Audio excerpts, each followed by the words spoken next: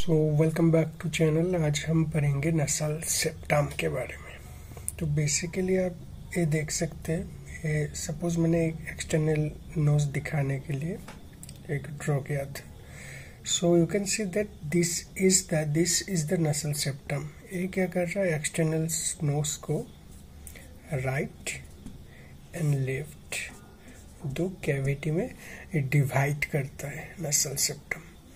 अब जो ये चीज़ है यहाँ पे पकड़ लीजिए, हम यहाँ से काट के हम लाके हम इस तरह से रख दिए तो ये ऐसा स्ट्रक्चर हो जाता है। इस तरह से आगे से काट के हम ऐसे रख दिए एक लेटरल व्यू देखने के लिए। तो बेसिकली ये जो स्ट्रक्चर है यहाँ पे तीन चीज़ आते हैं septum, and first is columnar septum, then membranous septum, then the septum proper। Okay, तो बेसिकली एक डायग्राम बनाया है मैंने स्ट्रक्चर दिखाने के लिए। I will explain the entire part, the columnar, membrane and septum part differently. तो बेसिकली हम जो ये ड्रॉ किए हैं यहाँ पे देख लीजिए, this is the sphenoid sinus. दो प्लेट आ गया, ऊपर एक प्लेट नीचे एक प्लेट। ऊपर का जो प्लेट है इसे कहा जाता है परपेंडिकुलर प्लेट। कौन सा बोन का है मैं डिटेल में एक्सप्लेन करूंगा। नीचे का आ गया हार्ट प्लेट, ठीक है, हार्ट प्लेट, और ऊपर आ गया परपेंडिकुलर प्लेट। दोनों अलग चीज़ है, ठीक है, प्लेट और प्लेट। बट आपको बस एक शॉर्टकट देने के लिए ऊपर और नीचे पी है, मतलब एक प्लेट और एक प्लेट। और यहाँ पे आ गया क्वाड्रिंगुलर कार्टिलेज, ठीक है। चलिए डिटेल में देखते हैं अब। तो बेसिकली मैंने जो कहा था, जो सेप्टम प्रॉपर, मैंने कहा था कि डिटेल्स में बात करेंगे। तो कौन सा ये जो परपेंडिकुलर प्लेट है सेप्टम प्रॉपर किससे किससे बनता है, ठीक है। ये जो है एक सेप्टम प्रॉपर का स्ट्रक्चर है, मतलब almost all the entire the septum. So that it is made up of the perpendicular plate of ethmoid bone। okay, now ये देखिए anteriorly और inferiorly, above and below, anterior inferiorly quadrangular cartilage, AI मतलब anterior inferiorly, posterior inferiorly, ठीक है, below and behind vomer, ठीक है, ये चला गया।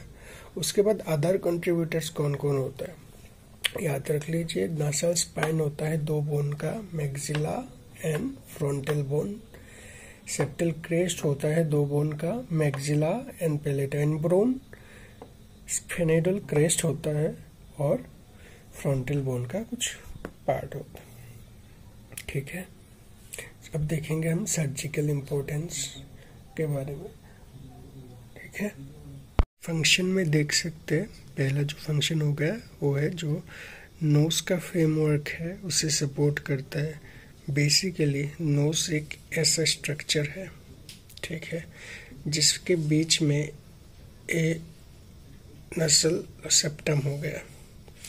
तो अगर ये नहीं रहा तो फ्रेमवर्क अच्छे से सपोर्ट नहीं हो पाएगा। और यू कैन सी दैट ये सेप्टम आके ये टिप ऑफ नोज पे ऐसे अटैच होता है, मतलब जो टिप ऑफ नोज है उससे भी सपोर्ट कर रहा है। नाउ ये क्या कर रहा है, डिवीजन ऑफ नसल कैविटी, दो कैविटी में नसल कैविटी में डिवीजन कर दिया। तो इसके कारण जो रेस्पिरेटरी फिजियोलॉजी में ये हेल्प कर रहा है, ठीक है। अब ये इसके कारण सरफेस एरिया ज़्यादा होता है, ज़्यादा मिलता है। It gives the more surface area. Okay, now more surface area मतलब वहाँ पे सिलिया का भी ज़्यादा राइज होता है वहाँ से, तो ये ऑल्फैक्टरी एरिया में भी हेल्प करता है। एंड गिव्स सपोर्ट टू नसल वास्कुलेचर एंड नर्व, मतलब जो यहाँ पे नसल वास्कुलेचर एंड नर्व्स वगैरह एनास्टोमोस होता है। आई टेल यू डिटेल्स कौन सा स्ट्रक्चर यहाँ पे एनास्टोमोस होगा, ठीक है। अच्छा, तो बेसिकली फंक्शन था, मैंने कहा था कि सर्जिकल इम्पोर्टेंस देखेंगे, तो सर्जिकल इम्पोर्टेंस से पहले फंक्शन देख लिए। अब चलिए देखते हैं सर्जिकल इम्पोर्टेंस, ठीक है। सो सर्जिकल इम्पोर्टेंस में आप देख सकते हैं कि ये जो नसल सेप्टम होता है, नसल जो सेप्टम होता है, suppose this is the septum, ये सपोज नॉर्मल सेप्टम है, तो इसका डेविएशन पॉसिबल है। लाइक ऐसे हो सकता है, कभी कभार फ्रैक्चर हो सकता है, तो डेविएशन इसका पॉसिबल है, जिसके अलग से हम टॉपिक डिस्कस करेंगे डेविएटेड नसल सेप्टम का। लिटिल्स एरिया मतलब अगर एक नसल सेप्टम पकड़ लीजिए, मैंने लैटरली ड्रॉ किया है, ठीक है। Suppose this is the nose of a woman, ठीक है।